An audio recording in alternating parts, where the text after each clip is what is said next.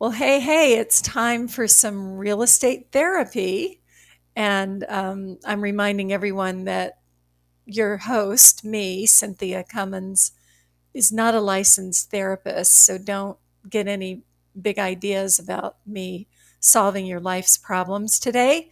Um, and I have a very special guest with me, Meryl Bennan, who's a colleague and a friend. And we're going to talk about something that's near and dear to my heart, which has to do with food. Um, and actually, the theme of my show today is how restaurant experience in the food industry, in my opinion, is the thing that best prepared me for my job as a real estate agent. And that's something that Meryl and I have in common, I think. So, Meryl, will you introduce yourself and then we'll take it away? Sure, Cynthia. How are you? I'm Meryl Bennan, and I've been a real estate agent for about 10 years, not quite. And prior to that, I was in the food business in several different ways. Everything from being a server to being a chef to being a caterer, food stylist. So food is near and dear to me, as is the service business. And lo and behold, I think that there's no service business like real estate. Right. I was talking to somebody, another agent recently, who just sort of as we were hanging up from our call, he said something like, um, we all work for tips. And I thought, well, no, I don't work for tips. But then, in light of what, as we're recording this, uh, today is the recent National Association of Realtors settlement that has everyone buzzing. Yeah, Um, it reminded us all, me, that as real estate agents, when we're representing buyers, we're working strictly on commission and on a wing and a yeah, prayer. yeah. And And one thing that I don't find people are bringing up is, you know, when you're tipping in a restaurant, there's nothing mandatory about 20%, 15%, but it's customary, and it's an understanding that this is how this person gets paid. Um, and I have thought a lot about that in terms of talking to clients about, uh, you know, buyer's fees, listing agents' fees. It's not mandatory, but there is a reason that these these things become sort of customary, certainly to local areas.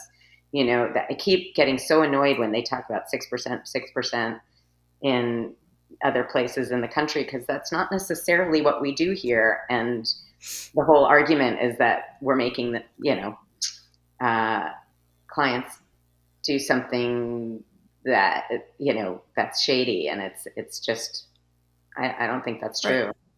like we're making and this we're making too much money. I mean, everybody loves to have a chance to have at real estate agents.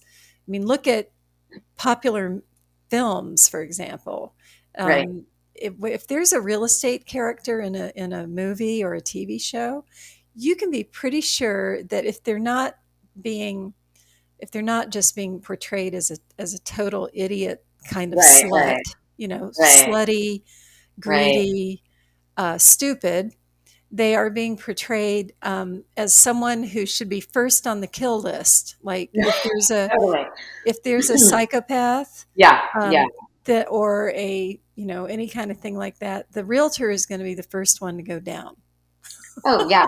Well, I always love to remind people that we were deemed um, essential workers immediately during COVID when it came to like continuing our jobs. But when it came to getting vaccinated, we were nowhere on the list. Right. Right. You're doing essential work. We want you to get out there and ride elevators up Yes. and down Yes. with people you've never met before and show them these houses. Yeah. Uh, but, you want to get vaccinated? No. No. Yeah. Sorry. It's No. fine.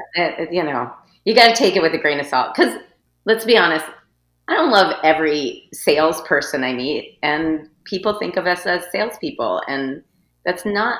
I think that's the interesting part of equating this with the service industry is, um, yes, there is certainly an element of selling a house when you're a listing agent. That is, you're presenting a house, but a lot of this job is education. A lot of this job um, is service. Right. Making people feel heard, and it's therapy. I mean, you should have your license. Yeah, I mean, I could have my therapist license at this point, right? Totally. Yeah. Um, I mean, and who else is gonna be on the phone for 2 hours listening to somebody tell you about, um, how hard it was to get those new drapes that they wanted in the living room? I don't know. Maybe a therapist for $250 an hour. Right, right. You know, I mean, or asking about, I mean, I get at least a call or an email a day, um, asking me some question like, do I know someone who can rebuild the fence in Right. your yard? Right. Yeah. um, what do I think about whether they should, in their bathroom remodel, put in a tub or a shower? Right. Right. um, where can I go to get, um, uh, a test for, where can I get my water tested Right. that's coming Right. out of my faucet? I mean, how Well, can I get I? all sorts of school questions too, because you know, even though my kids are older now, the school system is one to really navigate here in San Francisco. Right, Um, and so I feel like I always, that pops up depending on what age group my clients are, hey, right, is this the school that we should be checking out? And it's like, I can do that too. I'm happy to, you right. know. But we Um, get all those questions. Like, a lot of times, we are the first stop if yeah, it, with anything. I mean, even I get asked about, do you know a good dermatologist? Right? I mean, it's and I've but here, actually been asked about a gynecologist, and that was a buyer that actually never ended up buying. but they did have gynecological He had needs. gynecological needs. Um, Now, here's a phenomenon, and I think this happens in the. I remember this as a waiter too. Okay, so as a waiter, I'd say, these are the specials, and then they'd be looking at the menu, and somebody would say, "Well, what do you think about the fried oysters? Do you recommend them?" And I might say, "They're not really my favorite. I think that maybe you should get the pasta with scallops instead." And then what do?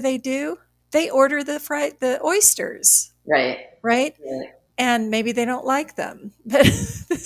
But this happens all the time with, particularly with buyers who'll say, do you think I should, you know, what do you think about that kitchen? Or what do you think about that neighborhood? And, I can give them my unvarnished objective answer and opinion, and then they go and they buy something on the complete other side of town, Right. right? And it Right. doesn't have parking, and that was number one on their list, right? Yeah. Well, Have to have a garage. exactly. I always make it a practice to say, you know, I I have to remain neutral. I can give you my opinions of, certain things like, is this going to break down, or is that going to be an issue with the house? Like, Right. are what is this? What does this pest inspection mean, et cetera, et cetera. But at the end of the day, I mean, they're going to come in with a budget and a set of ideas of what they want, and I just need to echo back to them like, well, you said you really needed parking, and this one doesn't have it. Mhm. Did that change? Right. But it is Yeah. kind of funny because uh, I think that that's really one of the most important parts of our jobs is listening and repeating back, because people get caught up in the whole process. Right. And and this is what I'm about to say is not a fully formed idea, so we'll see if it makes it Okay. into the episode. But I, when I remember, there's a parallel. Like I, as a customer in a restaurant now, I can think of all the times where I might be ordering, and I'll say, does the soup have cream in it? Because I'm dairy averse. And the waiter will say, yes, there is cream in the soup, but we have this vegan option that's dairy free. And I'll say, okay, I'll have that. And I'd like to have XYZ salad. And then the salad comes to the table and it has cheese lathered all over it, right? Like they they weren't listening. Right, right, right, Right. right, Okay. So take that to real estate, right, right? right. And multiply that by 1,000 in terms Hmm. of the magnitude of its effect and Yeah, impact. yeah, And if you have, you know, one of the reasons that we are so good at what we do is we are listening and we're yeah, reading between the lines and we're yeah, educating and yeah. responding. Well, and it's And also interesting, I think, when you talk about, especially the buyer side, let's say, um, you think about what is success, right? Is success getting someone in really quickly, and the first try? Uh, one one might say that, like, oh, I didn't have to spend any more weekends looking, or right, is success getting them into the house that checks the most boxes? We always talk about checking the most boxes. So it's right, like, is it getting them that perfect salad that doesn't have cheese and, right. whatever? Or is it introducing them to something that's as close to that salad as possible, Like but a cheese instead of cheese, substitute. it has nuts on it that blow you away, and it's, building on your idea. And then so many people like that it's got great resale value. Like there's a lot of different masters that we are serving Mhm. for the same client. It's time, it's like, are they going to be comfortable living there? When they move, is it going to appreciate? And that those things are tough to juggle, because oftentimes people are like, oh yeah, yeah, yeah, I can do this house. Right, This is perfect. It's within my budget and I don't mind changing this and changing that. And you have to trust that they have the wherewithal, and you never know. right. Right, you never know because then, like, you're, say, 2 months after closing and they're saying, "Why did you let us buy this fixer?" Right, right. And Right? you're, yeah, And you're there saying, "Well, we talked about this right, part, right. and you kinda I thought you understood Yeah, what you were yeah, getting into. I thought you were up to it." And when people are buying, they're doing something that is so scary. Honestly, I don't care um, how big a business person they are. yeah, Right? They may be selling and buying whatever it is that their business is, but when it comes to a house, it is very scary.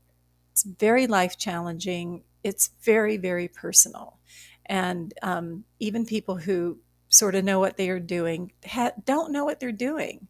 yeah, So so it's funny that the experienced, skilled, caring realtor professional who is there to guide them through this and keep them safe is then maligned as someone who's you know, just a sales, they're just a salesperson. They're yeah. just, Well, it is they're, interesting yeah, because, like we said, I mean, another business where you're really intimate with someone is a therapist, and yes, people like to make fun of therapists too.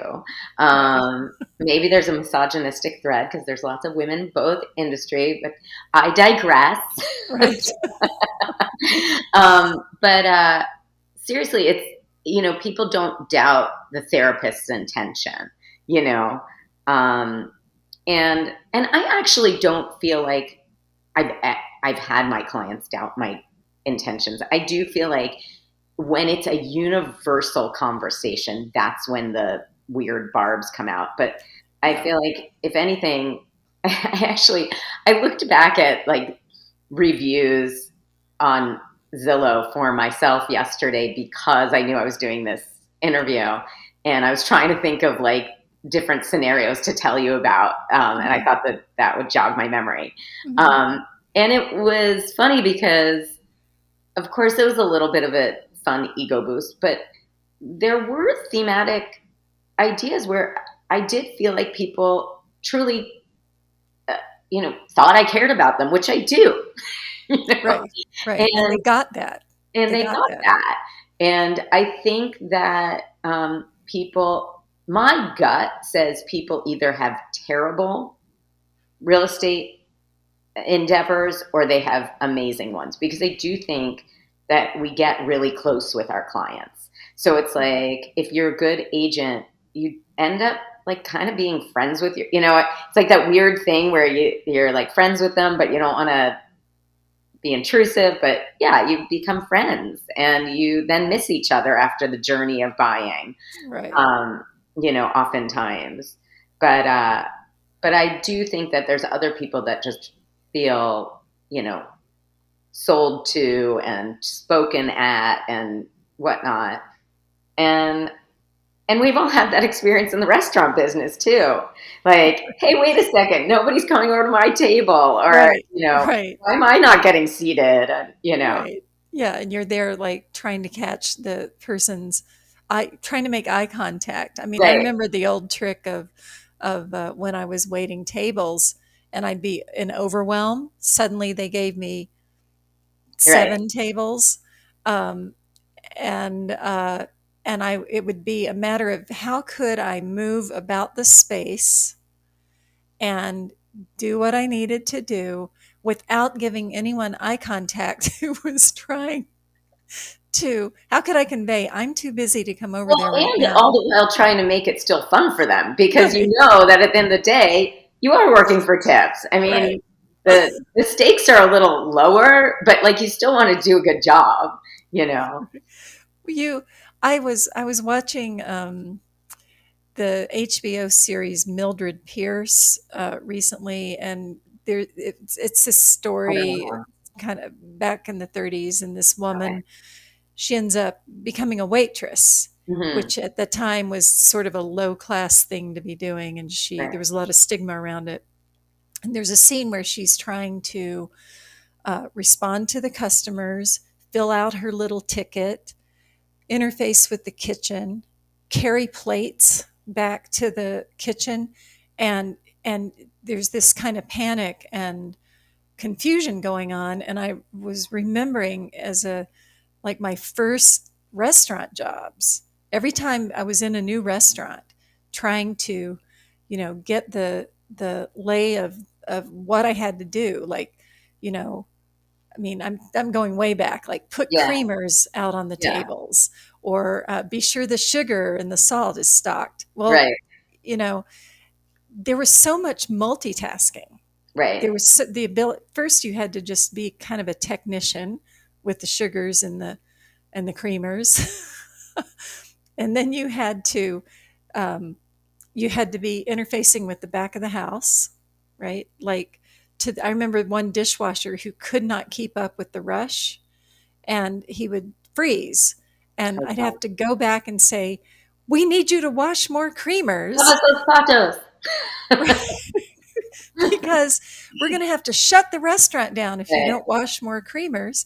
And Yeah. then you have to run out to the front of the house and say, I'm sorry, did you want to have blueberries with that or Right. just Right. plain? And uh, that's why I think that work was so good. Well, I think it's funny because I feel like restaurant work is like real estate in fast forward mode, because you I don't feel like I have as many moments, like the actual minutes of the day that are like boom, boom, boom, like it's a Right. little different because it's like the service hours between 5 and 10, let's say, are your busy rush. Right. And that would be just nuts. And, you know, things are happening all at once. And I feel like that's more like days Well, in real yeah, estate. in real You know, estate, it's it like is stretched I have to out over service this client. I have to pick out lights for that client. I have to get a listing agreement signed. I have to take this buyer to this house, you know, and it's all happening in a matter of, you know, days slash weeks that you're overlapping with all these multitask, very disparate kind of job, like uh, checklist items. You know, it's right, not like one job; it's many jobs, and same with waiting tables. right. You know? I mean, as the owner of my agency, um, I'm doing my regular agenting, and then I'll get the call from one of my associates who needs to know right now, how do I handle this thing that just came up, right? Like we're recording in 1 hour. We just found out there's a leak. What do I Right, do, right? right, And then maybe that's followed by a signing with your right, clients who are getting their first home, and then that's followed with um, a educational seminar about how to handle such and such a new disclosure form, followed by buyer interview, followed by right. it's just it's people don't know. And it's just like with restaurants. I enjoy now going to restaurants, knowing what I know about what's happening. I Yeah, guess I enjoy it. Sometimes there's some frightening aspects to that because yeah, I know yeah, what's yeah. going on in the back. Like when I one of my first jobs was at a Howard Johnson's. Hmm. Do you remember Howard Oh Johnson's? yes, the Okay. orange and blue. Yeah. And I was the ice cream counter girl. So Yeah.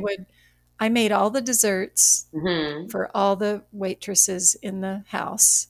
Did you wear like And a little hat? I didn't have a hat, but I did have a really cute apron and a little Mm. blue and white houndstooth uniform that I Nice. loved. I loved it. I would still wear that if I could. Like if my job now, if I could wear that uniform, Yeah, you I could. think I bet you we could find you one. people would know Yeah, me we as have Goodwills at every corner here. she's that agent that always wears a waitress uniform. That would be a And nice check, actually. but I would be making the desserts, and I would have individual tickets for 12 people sitting at the countertop, which Hmm. was way too much for a Right. Yeah. 17-year-old girl to handle. And then I'd go back through the kitchen, um, getting, kind of whistled at by these middle aged cooks Yeah. who would have, I'm not kidding, like a cube steak uh, in with tongs, Yeah. dipping it in the French fryer Oh, God. vat to just give it a little A boost, little extra. right? Yeah. Before they threw it on the Yeah. grill. I Yeah. mean, Oh, I yeah. don't know. Well, I definitely cooked too. So, yeah, Yeah. there's no stone unturned with the secrets there. What Last what night, was your actually, what's that? what was your first what was your first job in a restaurant? First job. Actually, it was in Aspen. I was working at the Hotel Jerome. Is that my first job? Gosh. And I was a hostess. Uh-huh. And it was in the late 80s, and Joaquin Splical, which was a very forefront California cuisine chef, was opening their new restaurant. Hmm. And so it was really such a fun time to be in that business because, you forget that like sun-dried tomatoes, goat cheese, those things were like, So oh my exotic. God. And I mean, and so, I mean, Aspen was much chiller then, but still it was fancy, Mm-hmm. And I just remember, seating these like fancy women and, telling them like, oh, well, they were asking me like, well, what do you like on the menu? Well, I had this ravioli and it has roasted garlic and goat cheese and sun-dried tomatoes. And it's like all of these ingredients. I mean, now some of them are passé, but at the time it was like introducing them to magic,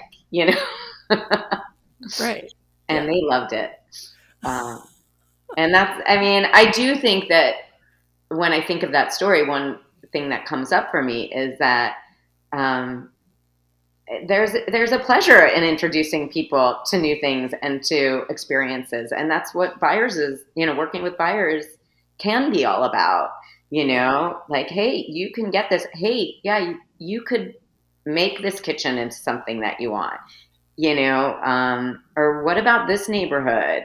Like, it's not what you were looking at, but it's within your budget. And look at this cute house. And um, I know 5 people that live right near here, and sure enough, I've had many people thank me for introducing them to Miraloma, which to me is funny because I spent so much time in that area that wouldn't occur to me that it's hidden.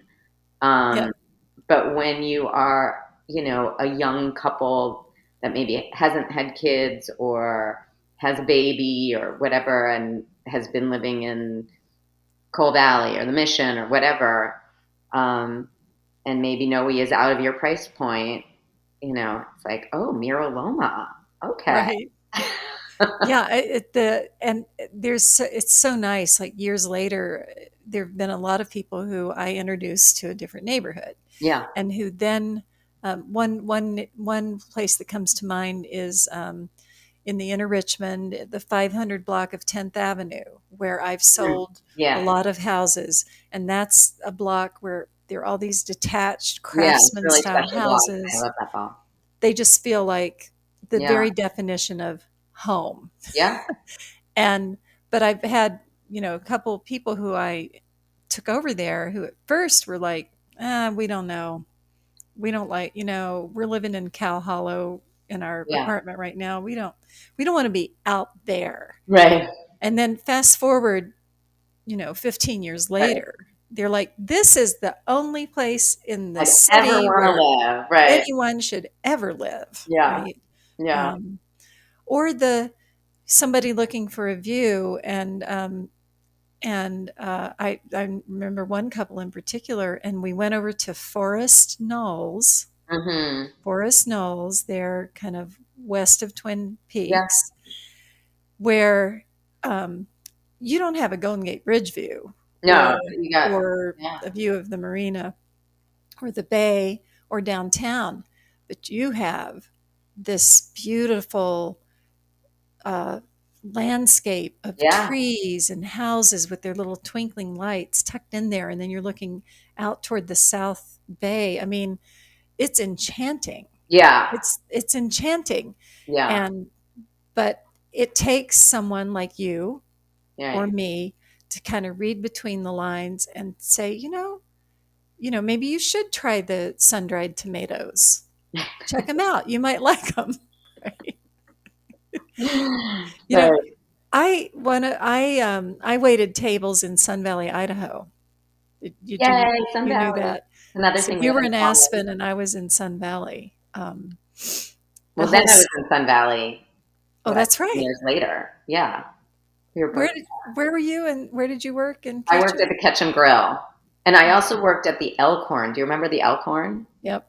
Hmm. That's how I got out there. Was I graduated college with a degree in hotel restaurant management, Hmm. and it was a super boondoggle because there was like literally no jobs, and Right. and so my parents, they were living in New York City. I kind of should have ended up there, and it's like, I can't really get a job here, but I know I could be the assistant banquet manager.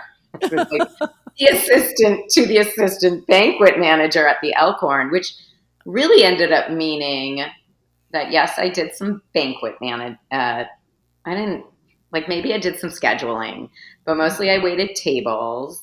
And Mhm. then if they needed someone to flip burgers for Friday night jazz, I was flipping burgers. And if they needed someone to cocktail waitress, they'd throw me a Hawaiian shirt and my jean mini skirt, and I cocktail waitress.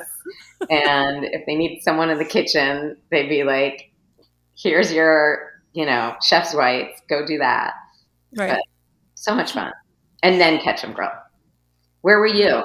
Let's see. I worked for a caterer a lot, and that was fun because I ended up in the homes of a lot of celebrities Mm, who were vacationing in Sun yeah, Valley. Like we did yeah. a big New Year's Eve dinner for Diana Ross, and Hmm. we did something for Clint Eastwood, Hmm. and so that was fun just to be have this Yeah, little brush with famous people. yeah. Not that they ever noticed who I was. They didn't call you Um, afterwards?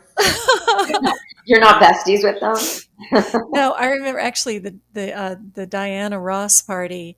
I was I spent most of that New Year's Eve making crepes, Mm, like just one, 5,000 of them? Yeah. yeah, crepe after crepe, Did you and dream there about them afterwards? no. But what I did actually, I've told this story before for that same party. The caterer, she had a house down in East Fork, Mhm, and we were doing so many parties and stuff and things that she used the garage as a walk-in cooler because mhm. it was cold, Yeah. and we had for that dinner we're serving goose, Oh, and mm. there so at one point the geese had to be thawed, and they were in her bathtub thawing in cold water, and I had to for some reason I had to take a shower to suit up to go to the next thing. And I remember I had to take like kind of a lukewarm shower standing in the tub with the No. geese in, they were in their plastic things, right? I mean, this was the kind of But you know what's funny is like if you changed like the location from saying you were in Sun Valley to just saying you were in Idaho, it Mhm. would have like such a different connotation. Yeah, right. That time in Idaho when you showered with geese. Right, yeah. And the geese in the shower with geese. But yeah, that was fun. But the other restaurants where I worked were, I think it was called Michelle's. Oh yeah, Michelle's was Yeah, around for a long time. I the wonder if it's French still the there. French Yeah, restaurant, yeah, and at Evergreen. yeah. That was still there when I was there. Yeah, I was there when Evergreen was new, Mm-hmm. and Mm-hmm. a lot of times there I would wait tables at night, but I in the daytime I would come in and make desserts, or I'd do Mm. prep for salads and stuff like washing spinach, Yeah. deveining shrimp, Oh, that's delicious. uh, and that's a little bit. There's a parallel with real estate there because we do whatever it takes, Yeah. right? If that means cleaning up the dog poop Right. in the entryway or on the carpet that somebody tracked in, Mm-hmm. guess who does it? Yeah. Exactly. It's not, there's nobody to call. It's us. Or then if you're like working like maybe a loft in Soma and you're like, oh, please, dear God, don't have that person be lying there when my open house happens. Like, how am I going to fix that? Right, right, right. Yeah, what am I going to do? Or don't you love it when you show up for an open house and the neighbor has decided to wash their car in the driveway with Oh with God. the Or just like do like mechanical, oil change. Oh, right, right. And oh, this has never happened before. Like yeah, you've been there the whole run up for the exactly. listing. You've been there, Yeah. nobody in sight, and Sunday then 2 to 4. there they are with like some ungodly music blaring Yeah. from the speaker they set up in the window. Hmm. I don't Yeah. know. You got Yeah. to be. Oh, totally. We have to be on our toes, Yeah. Yeah. um, and and and we have to be ready for whatever gets slung at us, and meet it without panic, Right. Right. without Or maybe um, just without eye contact. Maybe you just maybe you just meet it with like, I don't know what you're talking about. I don't know. Have you right, seen this oven? right. The I'm thinking about some of the other things that we do as buyer's agent. Um, I think one of our jobs is to help people know and understand what they don't know, and they don't even know enough to ask the question. Totally. Right? Totally. I mean, Yeah. I'm trying to think of an example of that. But like right now with the insurance industry in a total upheaval, Yeah. and somebody coming and saying, um, and I say, well, we need to explore getting homeowners insurance for this house. Right. And they say, oh, I'll just call my State Farm agent and Right. they'll help me. And I'm like, ixnay on the Right. state's, Right. State Farm. Right. Or even simpler, like, I mean, I don't know if this is simpler, but will it appraise? Okay, I know you want to, make that offer. Will it appraise? What are we going to do if it doesn't? And explaining to people if they have a loan, what has to happen in order to stay in Right, contract. I think right, that that's a really interesting piece too when you start um, peeling back the buyer's agent's job and how it relates to getting into contract and staying into contract. I've been listening to a lot of podcasts lately of people that are like ready to just get rid of agents altogether, and why are we paying them? But and also what's the relationship and with the listing agent? Why should the seller be paying? Um, but I do think that when you peel it back to, you're not just bringing a buyer, you're not just procuring, it's not just a finder's fee. right, You're bringing an educated buyer that right, knows what to do to stay in contract, and they've been schooled on it.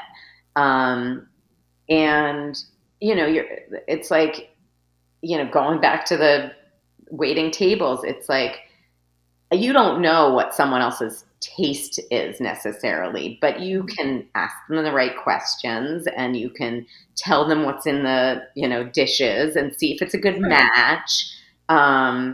And, you know, m- make it so that they leave the experience having a successful meal, right. right? Like if somebody's there and they're ordering the carpaccio, and you get the feeling that maybe they don't know what carpaccio Yeah, then is. they're like yeah, exactly. Oh, you They like think it's raw beef pasta, items. Exactly. right? And at the meantime, they're thinking, or in the parallel in real estate would be, I want to buy this intermission loft, Right, right? Because they have some fantasy about that, right, right, something that they heard or saw, and we have to remind them, okay, look at where this is located. right, right, How important, what do you want to have when you walk out your door right, every day? Do you want to be able to quickly access a park? Do you right, want some green, or are you okay with loft living where maybe the cross ventilation isn't that great right, right. in your space? Right, cross vent. That's a great one with the Yeah, loft. How many times have I shown a loft to somebody? They're totally in love, and I'm thinking, okay, today it's 50 degrees outside and it's cloudy and still, it's comfortable in still here, warm. but Right. on those warm days, where's the air going to come from? Yeah, yeah. What are you going to do with that bank, that 30-foot high bank of windows facing south? Right, right, They're not even thinking about that. right, right. Yeah, The no, I think that that is key, is to be talking to them about the things that you notice because you've been doing this. And it's interesting because, even when you mention, intermission, like okay, that's not necessarily where I would personally want to live right now. It's not Mhm. my go-to. But Right. for someone, that might be absolutely perfect. And so that's why like the questions can't be too opinionated. They Right. have to be getting to like, it's like, well, I don't want to eat. I'm trying to think of a food I don't like, and that's kind of difficult. Um, Liver and onions. Do what's you that? love liver and onion? Do you love liver and I onions? actually do. Okay. Oh, Oh, Josh. yeah. Um, but it's like I wouldn't choose. God, why is it so hard for me? Um, you know, I wouldn't choose. Let's just say I don't like beef liver so much. So, Right. you know, I wouldn't choose that. But if you like beef liver and onions, I've heard some people really love this dish. Right. And our chef does it really well. Or like, let's take this in reverse. Like, I love salmon. Okay, we have this salmon dish on the menu. I got to be honest with you. I like salmon, but I think tonight the pork chop is so much more interesting. Like Right. if you want something Right. a little bit more basic, we're doing it with a beurre blanc, the salmon with a beurre blanc. Like you may have had a dish like this before, but this one is. But if you want like something straightforward, this is your thing. So Right. I think that yeah, like learning how to describe the benefits and maybe the shortcomings or the hurdles or whatever in a neutral way is really Right. important. And to do it when, because there's things that people need to hear that they don't know. For Yeah. like, let's take the loft and the intermission example. The person who ultimately is meant to buy that starts out thinking they need to buy a single family home, because it's a better investment, they were Hmm. told, Yeah. right? And so they have to look in I don't know, Visitation Valley to Right. find what they want, and that's nowhere near downtown where they Yeah. were. And so we help them find their way to the condo that's closer to downtown, right? Yeah.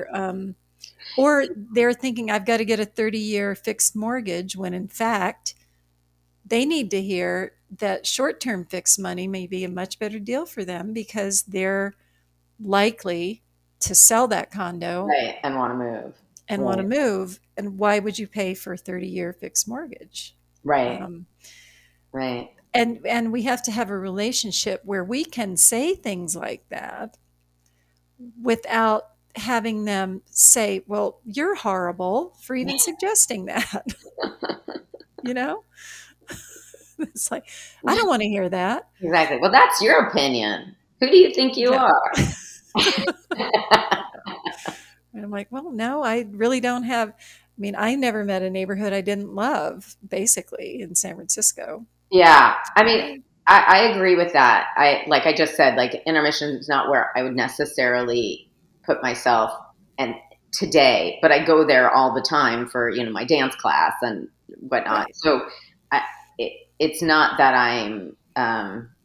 yeah, I do remain pretty neighborhood neutral because there are some, great, we live in this awesome city and, um, yeah, I feel like there are just great little nooks everywhere, and there's always trade-offs, it's like what what are you what's your hierarchy, like that's always an issue is like, it's not just one for one trade-offs, like do Yeah. you want two bedrooms versus three bedrooms? It's like, well, a smaller house with a big view, Yeah. that might feel like a bigger house than a three bedroom that's walled in, Right. and you really have to help guide people on that. Um, Yeah. Well, we're lucky. I mean, San Francisco has so many great neighborhoods. The real estate is fantastic. I mean, it's just an endlessly beautiful place to be. and there's so much great food Yeah, everywhere, right? Like we're very you, lucky. Yeah, everything we want is yeah. here. I Mhm. wish other people could enjoy what we enjoy. So do you have a real estate story that you would be willing to? I know you have a lot I have of a them. lot. I find that like when I start thinking about how to tell them, I sound like a terrible person because always the funniest stories are the ones that, you know, are a little bit incriminating to Right. Or off color or off color. or Exactly. embarrassing. I'm gonna go. I'm gonna go in a totally different direction and tell you a very cute story. Oh, darn. I wanted something I'm gonna say really off camera. I'll tell you the poop story. okay. Um, uh, but yeah, so I have these adorable, these fantastic clients that have two little girls, and actually I worked with them right before COVID shut everything down, and then in the beginning of COVID, and they were going from like a tiny, apartment to a, what, 4 bedroom home, and we spent quite a bit of time together during those, really dicey, Dark dark days. Yeah. days. Um, and so anyway, their 4-year old, after they closed, kept on playing with these blocks that she had, and she would put one up to her ear, and she'd go shh, and they were like, "What is she doing? What is she doing?" And they then finally like went up to her, and they said, I forget, I'm gonna make up a name, Lauren. What are you doing with your blocks? You seem really busy. Why are you making that noise? And she goes, shh, I'm talking to Meryl, my real estate agent.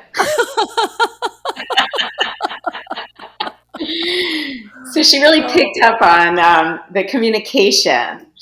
Yeah, That's so adorable. yeah, it was pretty funny. I was like, yay, she misses me. Poor kid. Yeah, yeah, it was Oh, good. I love that. Yeah, That's really sweet. That's yeah, really sweet. it was Um, fun. Yeah, it was fun. and a reminder that our children are watching. They are watching. They are They are. watching, and if you're on your phone all the time, Oh, yeah. Yeah, exactly. Meryl, thank you. You're welcome. Thanks for having me. It was super fun. Yeah. Oh, before we go, tell people where they can find you. We will put it in the show notes, but where can people find you? So I work for Bardco. I'm in West Portal, and my website is merylbennan.com. All right, and we'll have that in the show notes. Yay. Um, Thanks again. Thank you. Bye.